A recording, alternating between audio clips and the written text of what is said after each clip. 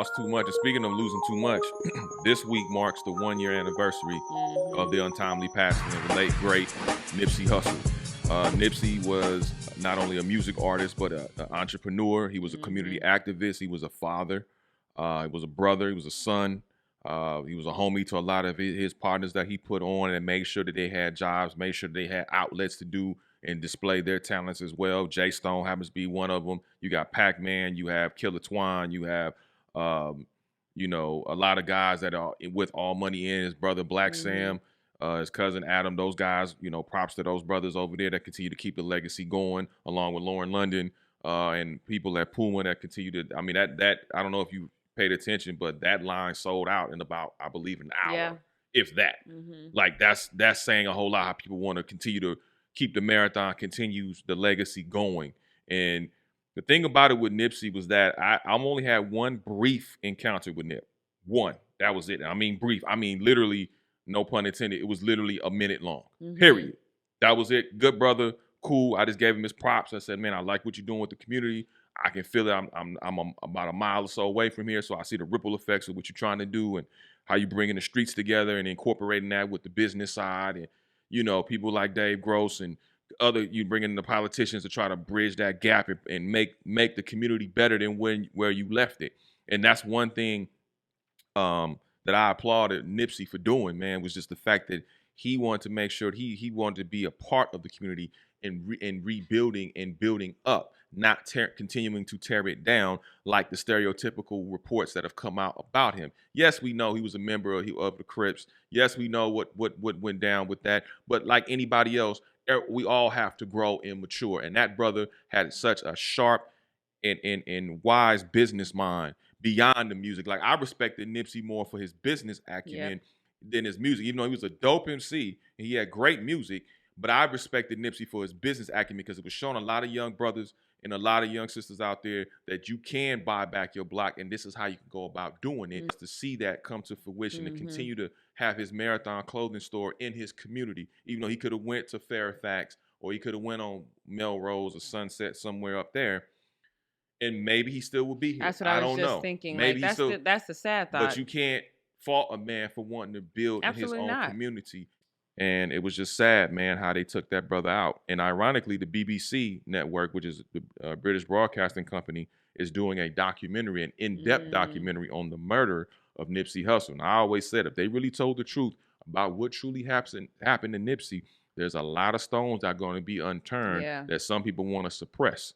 And there are a lot of things out there that they throw narratives out there. Don't just bite on the bait so quickly when they throw out, such and such, they beat him up the week prior. He came back. He shot at Nip. It was by himself. It was some gang stuff. Don't be so quick to bite on the bait. I was at a restaurant one day and they were playing some Nipsey Hussle, and there was an older couple, like considerably older. I don't know how old they were, but the old man was like bobbing his head to the music. And they just reminded me of an old me and Nick, because he's bopping his head to the music, and she goes, "Who is this?" And he's like, "Because I'm not the most hip hop." I gotta catch her up. I'm working on it. She getting there. She gonna graduate. The little old lady was like, "Who is this?" And he was like, "This that Nip." And then it's that neighborhood Nip. He about to like, bang on her like you about to go hardcore. So, I love watching old people because you can learn so much from them. But she was like, "Oh, okay." So she tried to start listening, and then she asked him again. She's like, "But who is he?" And so he kind of broke down the story of, who he was, his legacy, where he came from. And then this old lady, who clearly knew nothing about Nipsey, said to him, she goes, "Oh, well, they killed him because, if he was in that life, he would be the voice that could help people change that life. And they don't want us doing that." Never knew anything about Nipsey. You know what? I don't know, because obviously we can all have theories and ideas. But to be a 33-year-old young man growing up in the environment that he grew up in, he had the wisdom of a 50-something-year-old. He was definitely ahead of his time. He was ahead of his years. Nipsey, I could see 10 years from before he was murdered, 10 years before that, I could see him running for a political office. Yeah. Bloods and Crips could not, if you were a Crip, and a major Crip, you could not go to certain Blood neighborhoods and vice versa. The fact that Nipsey Hussle was able to galvanize a lot of dudes on the streets, go through different hoods with respect, Go through the Nickerson Gardens. That's how him and Killer Twine, you know, got together from according to when I talked to Twine. And they took pictures in the Nickersons talking about, and there's a mural in that project, in the housing project, I believe, that has "Nobody can beat this war but us," and it has a red and blue thing. It has two hands like this. If you ever seen it in Watch, you know what I'm talking about. And so when you see the epic magnitude of what that represents, when you saw because I had a chance to go to the funeral and to be at the funeral, then watch the procession go through several different hoods through Los Angeles till it came through his hood on Slauson and Crenshaw, and then finally went into the Angeles funeral home. That, to me, galvanized the city. You would have thought the Lakers or the Kings or some LA team won because it was so many people from different backgrounds that got together to represent and pay their respects for Nip. It was amazing. And that show you the impact that this man had, not just on a city, not just on a county, not just even on a state, but globally.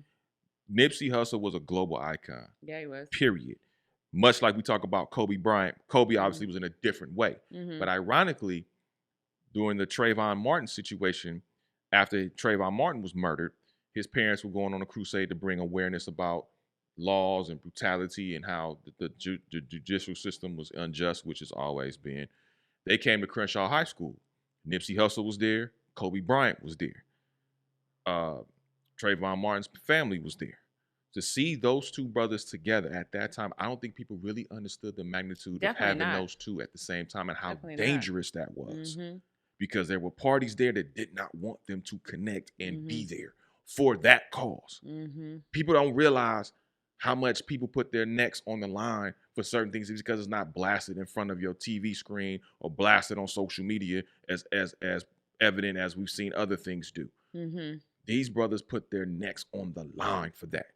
Nipsey was a dude that was about his cause. It was about his community. And to take that brother away from us was foul.